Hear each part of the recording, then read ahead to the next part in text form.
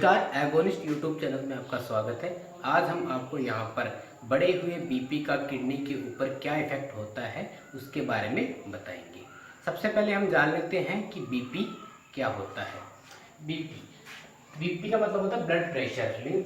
जो ब्लड होता है, ब्लड के द्वारा ब्लड वेसल्स के ऊपर जो दाब लगाया जाता है उसको ब्लड प्रेशर बोलते हैं। जैसे हार्ट है, वो ब्लड को पंप करता है, कोई कार्य करता है, उसकी वजह से जो रक्त वाहिनियाँ होती है, हमारी ब्लड वेसल्स होती है, उसमें ब्लड फ्लो करता है और उस ब्लड के फ्लो होने की वजह से उन रक्त वाहिनियों, स्पेशली जो आर्टरीज होती है जो बॉडी को ब्लड पहुंचाती है, उसकी दीवारों के ऊपर जो दाब लगता है उसको ब्लड प्रेशर कहते हैं। ये दो प्रकार का होता है, एक तो सिस्टोलिक, एक डायस्टोलिक। सिस्टोलिक और डायस्टोलिक दो प्रकार का होते हैं। सामान्य इसकी रेंज 120/80 mmHg होती है। 120 यहाँ पर सिस्टोलिक ब्लड प्रेशर है और 80 यहाँ पर डायस्टोलिक ब्लड प्रेशर है।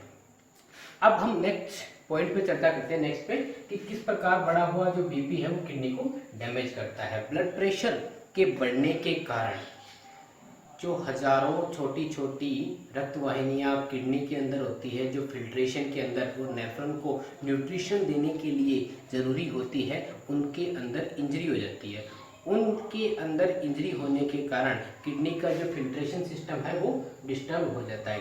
किडनी का फिल्ट्रेशन सिस्टम डिस्टर्ब होने के कारण जो है टॉक्सिक मटेरियल, यानी हानिकारक जो मटेरियल है, वो नेफ्रॉन के थ्रू फिल्टर आउट नहीं हो पाते और वो हमारे जो ब्लड है उसके अंदर वो बढ़ते जाते हैं, जिससे वो कंडीशन होती है वो बिगड़ती जाती है। इस वजह से जो हाई ब्लड प्रेशर है वो जो है टॉक्सिक मटेरियल को ब्लड में बढ़ा देता है, जो हमारे लिए काफ़ी हानिकारक है।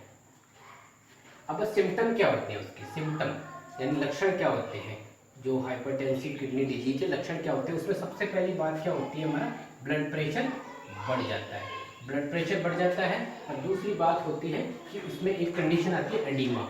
एडीमा हो जाती है। एडीमा का मतलब है कि हमारी जो बॉडी है वहाँ पर पानी इकट्ठा हो जाता है। जैसे पैर होते हैं वहाँ पर सूजन आ जाती है, बॉडी के अदर पोर्शन, हैंड हो गया, फेस हो गया, वहाँ पर वाटर इकट्ठा हो जाता है। वो वाटर इकट्ठा होने की वजह से क्या है कि यूरिन आउटपुट भी कम हो जाता है। यूरिन आउटपुट कम हो जाता है और जो है यूरिन के अंदर करने में डिफिकल्टी हो जाती है। देखिए मेनली इसके 3 सिम्टम है। एक तो हमारा ब्लड प्रेशर बढ़ जाता है, दूसरा यूरिन आउटपुट कम हो जाता है। अगर यूरिन आउटपुट कम हो जाएगा तो बॉडी में से जो वाटर है वो नहीं निकल पाएगा, जिसकी वजह से बॉडी में स्वेलिंग हो जाएगी। उस जो बॉडी में स्वेलिंग आती है यानी सूजन आती है, फ्लूइड इकट्ठा होने की वजह से, उस कंडीशन को बोलते हैं एडीमा। अब इसका डायग्नोस करेंगे हम। इसका डायग्नोस हम बीपी से कर लेते हैं। जैसे बीपी बढ़ गया, पर बीपी बढ़ना ही एकमात्र क्राइटेरिया नहीं है जो किडनी डिजीज को डायग्नोस कर सके। उसके लिए हमारे पास दो मेन दो है, एक तो सीरम क्रिएटिनिन, एक blood urea nitrogen. Serum creatinine जो मेल में रेंज होती है ब्लड के अंदर 0.6 से 1.2 mg/डेसीलीटर और फीमेल में इसकी रेंज होती है 0.5 से 1.1 mg/डेसीलीटर। ये फीमेल में होती है। अगर ब्लड के अंदर इससे ज़्यादा इसकी रेंज बढ़ जाती है तो वो किडनी डिजीज को बताता है कि किडनी के अंदर किसी प्रकार की कोई डिजीज हुई है। नॉर्मली इसकी रेंज ये है, बढ़ने से वो डिजीज कंडीशन को बताता है। क्रिएटिनिन के बारे में थोड़ा सा क्लियर कर देते हैं कि क्रिएटिनिन जो है वो मस्कुलर एक्टिविटी की वजह से बढ़ता है। मस्कुलर जो एक्टिविटी करती है बॉडी के अंदर, हम उसमें अगर हमारी किडनी सही है तो वो क्रिएटिनिन को फिल्टर आउट कर देगी, वो बढ़ेगा नहीं। अगर हमारी किडनी में किसी प्रकार की डिजीज है तो उस मस्कुलर एक्टिविटी के होने के बाद जो क्रिएटिनिन बनेगा वो फिल्टर आउट नहीं हो पाता। इसीलिए मेल्स के अंदर जो क्रिएटिनिन की रेंज है वो ज़्यादा रखी गई है मेल में, क्योंकि मस्कुलर जो मेकअप होता है बॉडी का वो मेल में ज़्यादा होता है और फीमेल में कम होता है, इसलिए उसमें रेंज में कम है।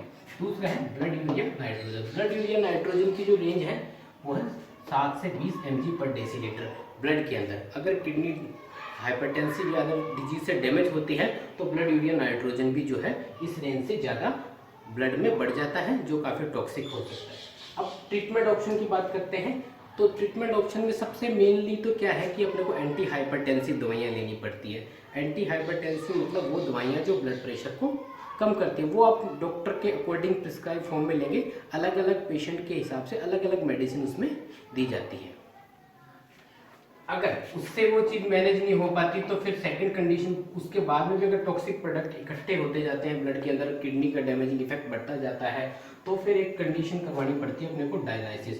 डायलाइसिस एक प्रोसेस होती है जिसमें आर्टिफिशियली जो है अपने ब्लड को प्यूरिफाई किया जाता है, उसमें से टॉक्सिक प्रोडक्ट को रिमूव किया जाता है। डायलाइसिस जनरली जब किया जाता है जब हमारी किडनी का 80 से 90% पोर्शन जो है वो डैमेज हो जाता है, मतलब 10-15% ही किडनी अपनी काम कर रही है, और जो अपनी GFR होती है, ग्लोमेरुलर फिल्ट्रेशन रेट, यानी कितना किडनी ब्लड फिल्टर करती है, वो 15 से कम हो जाती है ना, उस कंडीशन के अंदर हमें डायलिसिस करना पड़ता है। जब डायलिसिस से भी अगर कंडीशन सॉर्ट आउट नहीं होती तो फिर लास्ट ऑप्शन आ जाता है हमारे पास किडनी ट्रांसप्लांट का, उसमें तो फिर किडनी ही चेंज करनी पड़ती है। ये तो इसके आगे क्या क्या साइन सिम्टम है और क्या क्या इसका ट्रीटमेंट है। इसमें मेजर आता है प्रिकॉशन क्या क्या लिया जाए, किन किन सावधानियों का हम उपयोग कर सकते हैं अगर अपने को जो है हाइपरटेंसिव किडनी डिजीज है। सबसे पहला और ज़रूरी चीज़ है मैनेज करना होता है ब्लड प्रेशर।